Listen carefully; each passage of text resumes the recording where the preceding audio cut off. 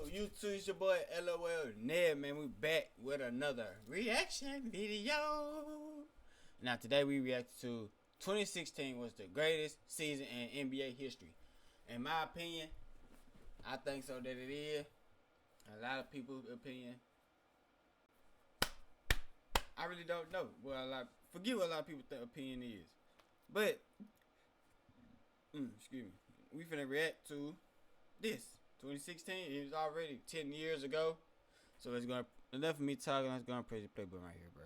Most people remember the 2016 NBA season by Kyrie's shot, or by LeBron's block, and Kevin Love's stop, which brought Cleveland its first title after 52 years. However, the 2016 season is one of the best years in NBA history for several different reasons. We saw the greatest regular season team of all time, the best shooting season ever, which resulted in the first ever unanimous MVP, the greatest farewell game in sports history, as well as the final games of 3 other first ballot Hall of Famers. The NBA's most legendary sideline reporter gave us his last interview, and arguably the best speech in ESPY's history. I will live my life full of love and full of fun. It's the only way I know how. Together with some of the most memorable shots of the decade, probably the best dunk contest ever, and controversial moments. In my opinion, I think Zach LaVine should have won it, but Aaron Gordon did have some good dunks himself. But nah, who won it? Zach LaVine did win it. Eric Gordon should have won. Man, if you got a guy in the hoverboard and you between underneath your legs, you should have won that. I ain't gonna lie, in my opinion. That are still talked about today. The 2016 season had it all. This is the full recap of the 2016 NBA season, arguably the greatest season of all time. Like, look at that, bro. Look at that.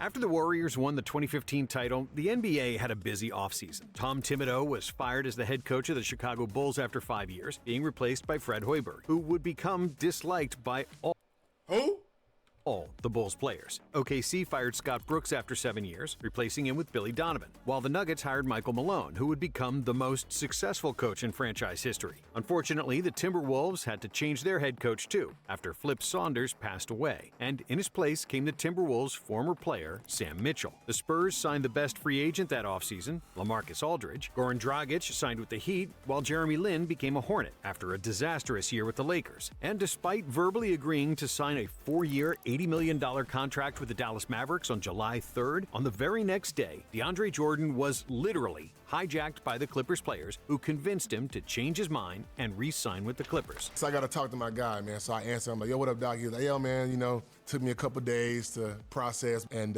he was like, yeah, man, but, I think we still could get it done here. And I'm like, I already told these people I'm coming. I can't tell them I'm not going. And he goes, well, if you did, we had your back. Minnesota selected Karl Anthony Towns with the first overall pick in the draft. With the first pick in the 2015 NBA draft, the Minnesota Timberwolves select Karl Anthony Towns from the University of Kentucky.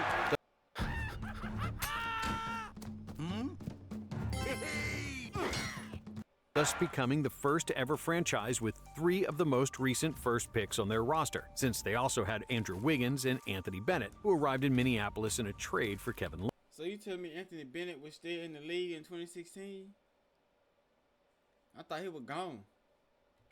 However, that would be short-lived, since Bennett was cut before the season even started, thus becoming the first #1 pick to get cut after only 2 years in the league. The Lakers selected D'Angelo Russell with the second pick. With the second pick in the 2015 NBA draft, the Los Angeles Lakers select D'Angelo Russell from The Ohio State University, whose rookie season wouldn't be remembered by anything he did on the court, but by the scandal involving Nick Young, when D'Angelo leaked footage where Young talked about his infidelities while engaged to rapper Iggy Azalea. You was 30, she was 19? Hell no. Because of that leaked recording, Young split up with Iggy, while Russell got ostracized by his teammates, who wouldn't speak with him after the scandal, while the entire NBA started calling him D'Angelo Ratzel. Kristaps Porzingis got drafted 4th by the Knicks, even though some fans clearly didn't think it was a good idea. What the f*** did they do? Who the f*** is this? Who the f*** is Tingus Pingus? I never heard of Mativia. Other notable draft picks include Devin Booker, who got selected 7th overall by the Suns, Miles Turner, and Bobby Portis, in what was a relatively weak draft class overall. And even though he was drafted in 2014, famously getting selected during a Taco Bell commercial, the 2016 season was also the first NBA season for a future 3-time MVP. Nikola Jokic. In the second game of the season, OKC and Orlando played one of the most thrilling games of the year, which was decided in 2 overtimes, filled with crazy clutch shots. On November 1st, the San Antonio Spurs trio, Tim Duncan, Tony Parker, and Manu Ginobili, achieved their 541st regular season win, surpassing the all-time mark attained by Larry Bird, Robert Parrish, and Kevin McHale with the Boston Celtics between 81 and 92. The very next day, LeBron James surpassed Kobe Bryant to become the youngest player to score 25,000 career points at 30 years and 307. Lil Goat, call it what you want to, bro. But hey, I ain't gonna lie. I never seen Jordan play, but I have seen LeBron play. And LeBron, bro, he been scoring over 10 points a game, really over 20 points a game, and every single year he been playing. Who you know do that, and still putting up 20 points plus a game? Argue with your mama and not me. Days in a victory against the 76ers. That same night, Tim Duncan achieved his 954th victory with the San Antonio Spurs in a 94-84 win against the New York Knicks, thus becoming the player with the most wins with a single team. And mere weeks after the regular season began, we had the first scandal, when Blake Griffin punched the Clippers equipment manager Matthias Testy in the face. Griffin suffered a fracture in his right hand and was later suspended for 4 games by the team. When Griffin returned to action, he was greeted by Kevin Garnett, who threw one of the nastiest dunks of his career in Blake's face at the age of 39. Patient, got to beat Blake. He's got KG trailing the play. Kevin Garnett.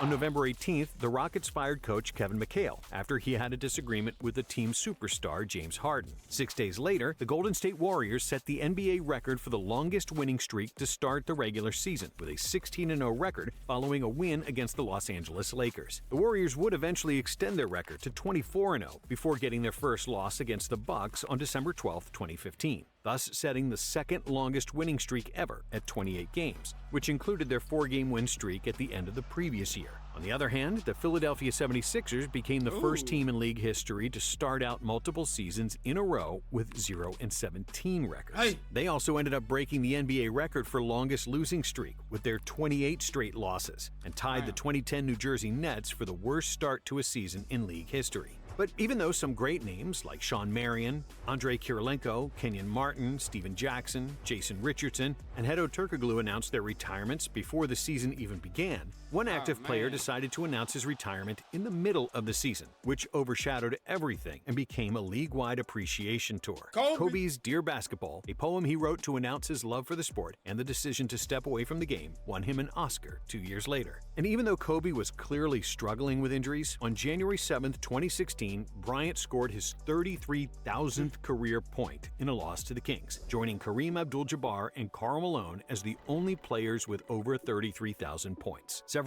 R.I.P. a legend, bro. Long live Kobe Bean Bryant. For real. 4 weeks later, the Cavaliers fired their head coach, David Blatt, despite having the best record in the East. But Blatt had lost the locker room, not able to deal with many superstars on the roster. In his place came Tyronn Lue, getting his first head coaching job. Steve Kerr returned to the Warriors bench after complications following back surgery, taking over from assistant Luke Walton, who led the Warriors to a 39-4 record. And despite getting called Tingus Pingus, Kristaps Porzingis proved to be a great asset for the struggling Knicks, winning the East Rookie of the Month award for the first 3 months of the season, while Towns did the same in the Western Conference. Porzingis would become the first player in NBA history to record more than 1,000 points, at least 500 rebounds, 75 three-pointers, and block more than 100 shots in his rookie season. Because of his versatility, he received a nickname from Kevin Durant, which would later become a mainstream term for many other players with similar skill sets: Unicorn. Yeah, I'm taking full credit for that one. I seen someone else use it.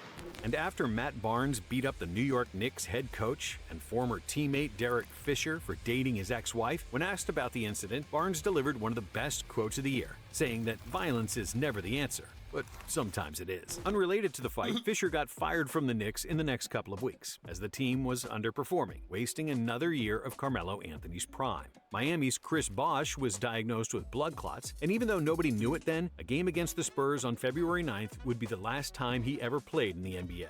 A few days later, the All-Star Weekend began, and it was one of the best All-Star events ever. Kevin Hart had a three-point shooting contest with Draymond Green, and the comedian almost defeated the NBA champion with a shootout ending in a tie. What's the score? He got it. He got it. Yeah, he got it. Yeah. He got it. He got it. But in a real three-point contest, Klay Thompson defeated his splash brother Steph Curry in one of the best three-point shooting contests ever. This is his best shot, and he can't slow down. His money ball. Slow down. However, the most memorable moments happened during the slam dunk contest. After the dunk contest had been less than thrilling for years, Zach LaVine and Aaron Gordon put on a show that's arguably even better than the 1988 contest between Michael Jordan and Dominique Wilkins. Dunk after dunk, LaVine and Gordon amazed the crowd with insane aerial feats, scoring.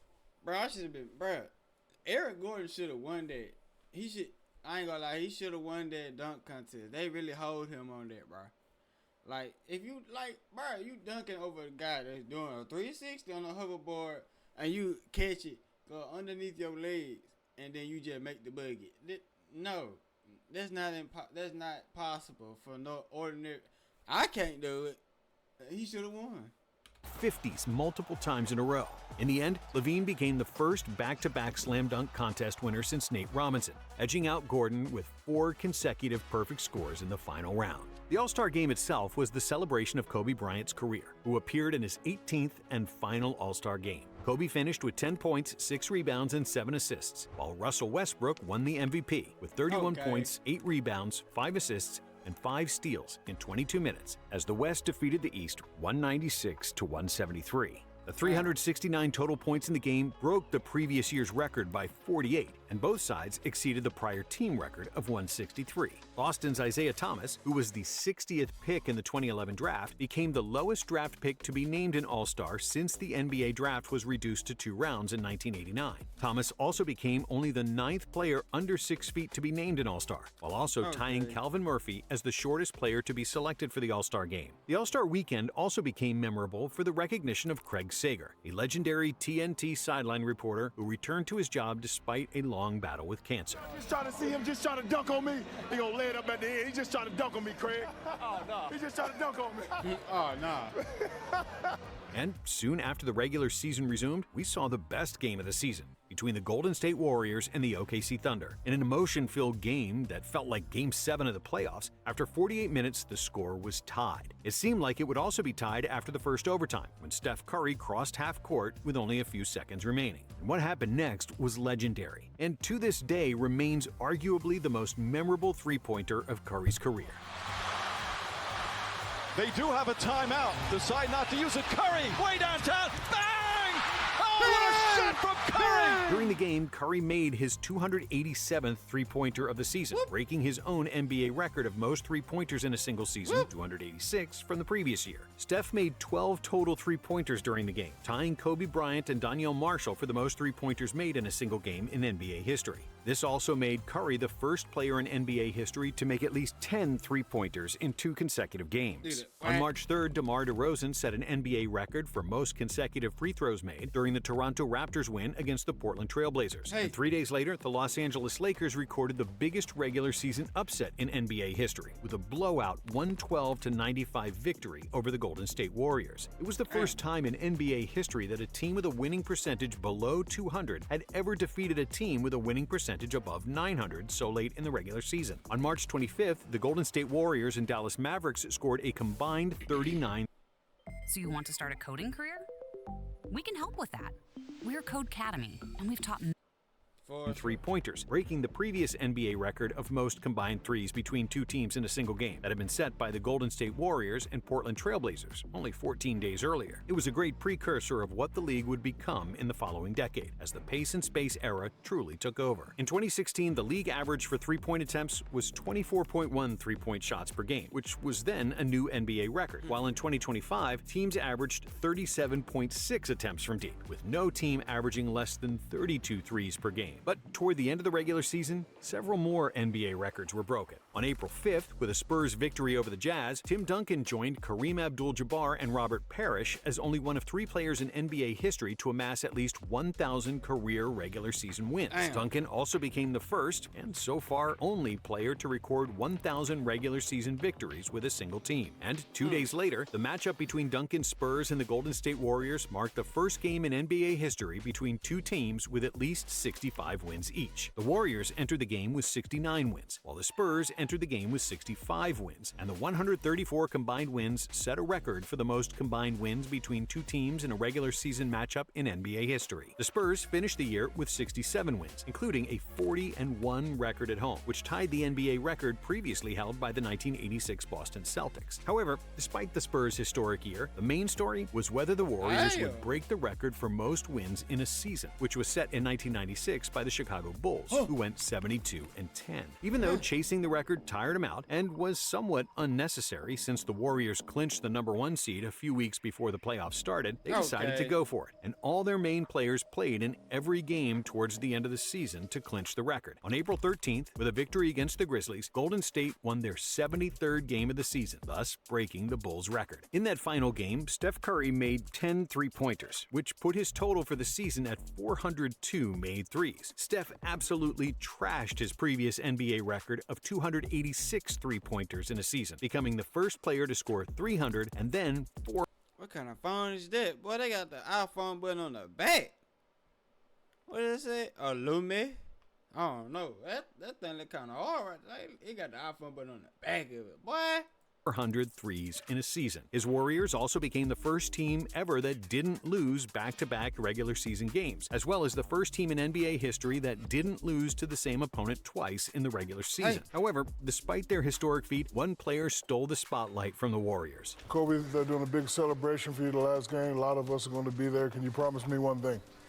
What's up? I need 50 that night. Can you do it? Your last home game at the Staples, can you give us 50? In true Mamba fashion, Kobe erupted for 60 points in his final NBA game, providing a perfect ending for his storied career. Bryant became the oldest player ever to score 60 points in a game and set the record for most points scored by a player in their final career game. Kobe shot a career-high 50 field goal attempts and 21 three-point attempts in the game, after which he dropped the mic. What can I say?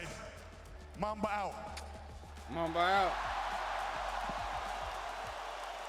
On the negative side of NBA history, James Harden broke the all-time record for most turnovers in a season, 374, a record that he would increase the following season, turning the ball over 464 times. The Philadelphia 76ers became the 6th team to lose 70 games in a season, and the first team in NBA history to lose at least 70 regular season games in 2 separate seasons. The 76ers would finish 10-72, one win ahead of their own worst 82-game record set in the 72-73 season. And despite the Sixers embracing the trust the process mantra of their general manager Sam Hinkie, the GM wouldn't be there to reap the benefits. Hinkie got fired during the last week of the season, even though the Sixers would end up with the #1 pick in the draft a month later in the draft lottery, thus proving his losing efforts somewhat acceptable. Apart from leading the league in three-pointers, Curry also led the NBA in scoring, with 30.1 points per game, in steals with 2.1, and in free throw percentage, with 91% accuracy. Steph joined the prestigious 50-40-90 club, becoming just the 7th player with that accomplishment, and the only one who scored over 30 points per game with that efficiency. Because of those historic feats, Steph became the first unanimous MVP in NBA history. Unsurprisingly, Steve Kerr also won Coach of the Year, despite missing more than half of the season due to back surgery. Kawhi Leonard won the Defensive Player of the Year award after being recognized as the best perimeter defender in the league since 2013. Karl Anthony Towns became just the 5th player ever to win Rookie of the Year unanimously, after averaging 18.3 points, 10.5 rebounds, and 1.7 blocks per game, with elite shooting percentages. Porzingis finished 2nd, while Jokic came in 3rd, already displaying some of his passing wizardry as a rookie. Jamal Crawford won the 6th Man of the Year award for the 3rd time, while CJ McCollum became the most improved player. The 2016 season was also the coming-out party for Giannis Antetokounmpo, who led the league in total dunks and announced his future rim-shattering dominance. The biggest positive surprise was the Boston Celtics, who secured the 5th seed in the East, just 2 years after they went into a rebuild by trading Pierce and KG to the Nets.